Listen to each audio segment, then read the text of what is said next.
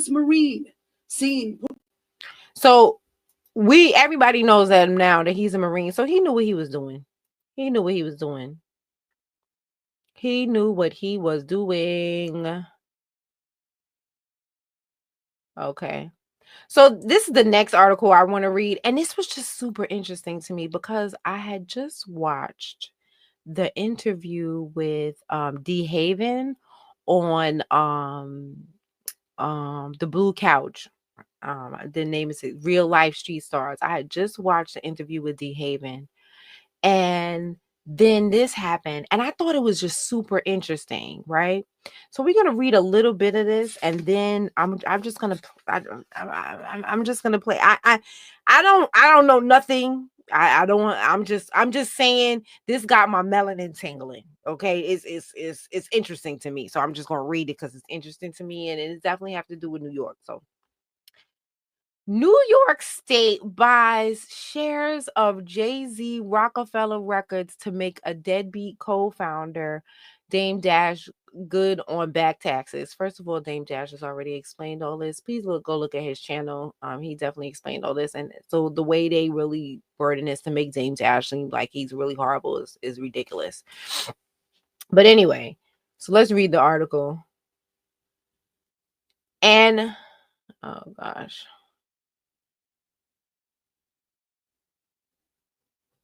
New York has 99 problems, literally. The state government bought 1/3 share of Jay-Z's Rockefeller Records at an auction on Thursday in hopes of recouping $8.7 million that the label's embattled co-founder Damon Dash owes in back taxes. An anonymous Albany rep entered the winning $1 million bid, only $1 million. $1 million bid at the federal auction in Manhattan in hopes of flipping the 33 and a third stake in the famed hip-hop label, which produced hits such as Hard Knock Life and 99 Problems, for enough cash to settle Dash's huge tax debt. The state made creditors bid on the legendary rap company's shares, meaning it didn't have to front the $1 million. Listen to that carefully. The state made a creditor's bid on the legendary rap company's shares, meaning it didn't have to front the 1 million and now can resell the portion of the company at no risk. That's interesting. It's not clear when or how the state will sell the label rights to pay off Dash's tax debts. Two other anonymous bidders were in the running, bidding $250,000 and $223,000 respectively for the portion of the firm. So a 33 and a third is only worth 250,000, 223,000. And then the state came in and overbid to $1 million. I mean, they didn't have to come up with the money right away, but don't y'all find that interesting? Don't y'all find that interesting? The going bid was 250,000, 223,000, and they decided that they was going to bid $1 million. They bid $1 million for it and won. Don't y'all find that interesting? I find that odd. Why would you not bid 300,000? Why would you go all the way up to $1 million? Especially if you're trying to recoup the money, because you're gonna want to buy it at the lowest price so you can resell it at the highest price so you can get your money, right? Right? So why would you then overbid for $1 million? And why is a 33rd and a third only worth $250,000 of Rockefeller Records? Why is it only worth? What is going on? That it's only worth 250,000. I think that's interesting. New York City has also demanded more than 193,000 in unpaid child support from the record executive. Blah blah blah blah blah. Hold on.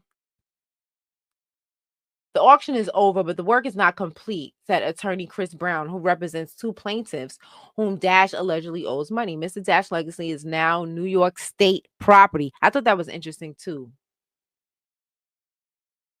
that it was state property. I found that ironic. I will work with New York State and New York City as the phase of the ownership shares. Dash was previously listed as the 27th most tax delinquent empire, blah, blah, blah. I don't want to hear about that because that's rich people problems. Like, the auction was delayed earlier this year after Jay-Z intervened in the matter in August and tried to claim ownership of his first album, Reasonable Doubt, which would be one of the company's main assets.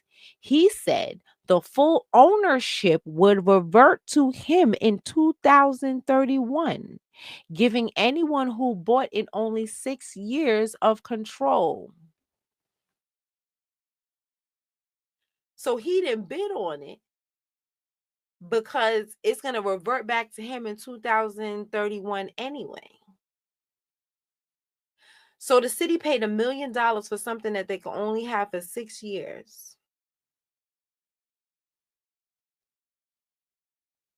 Why would they do that? And they overpaid by what?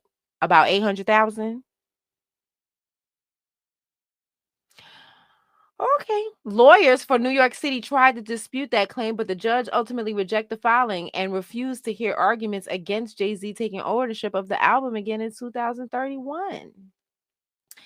Blah, blah. A lawyer for Dash said he was shocked that Jay-Z, whose real name is Sean Carter, didn't make the appearance for the auction, which was held at the Ink Hotel, blah, blah, blah. I think it's surprising, blah, blah, blah. Okay, I don't really care about any of that, right? So now that we read that, right? I just want to play a little clip. I just want to play a little clip of this interview with Dehaven, right? So I'm gonna put it on the screen and then I'm gonna take it off the screen because I don't want to get a copyright strike. And everything else I played is news, so I don't feel like I'm gonna have any problems. But I don't want to get a copyright strike here, so I'm gonna just let you see, and then I'm gonna take it down. But I'm gonna still play the audio. If you do the history of most of the people that got in trouble in the industry, big trouble, who they went to for help? When Lil Wayne was in trouble, who did he go to? When Meek Mills was in trouble, who did he go to? Meek Mills said it himself. Place between the city of Palm Springs and Desiree helped me. I encourage you to look at this interview. It is very eye-opening. And I just think that it's interesting that Dehaven is saying that, not just Dehaven, because there was a New York Times article written about, I think she's like the COO or something of Rockefeller Records or whatever, and her involvement with law enforcement. And I just find it very interesting that there are talks, rumors, whatever, of his involvement with law enforcement. And now the state bought his estate or parts of his estate. Don't y'all find that interesting? I don't know what that means. I just find it interesting. And I thought I would just point it out, real quick and get more New Yorkers to watch this Dehaven interview, because I'm going to tell you something. It was really good. Then he has a movie on Amazon Prime. I think it's called Marcy Maid. I watched that too. That was good. So, support this brother, because I think it's a very interesting story, and it don't sound like, he sounds very truthful and very credible. Spot and Keloid Eraser by evenmelanin.com. This product was initially just called Spot Eraser. But you see this? I clumsily fell on my mirror coffee table and sliced the back of my leg. I don't like hospitals, so I didn't go. And it healed like this. Okay. Maybe I should have went and got stitches, all right? Anyway, I had a huge keloid. Shaving my legs was so painful, I kept nicking it every time. You see those nicks right there? I figured I just had to live with this. Then when this was made, I figured I could at least lighten it up.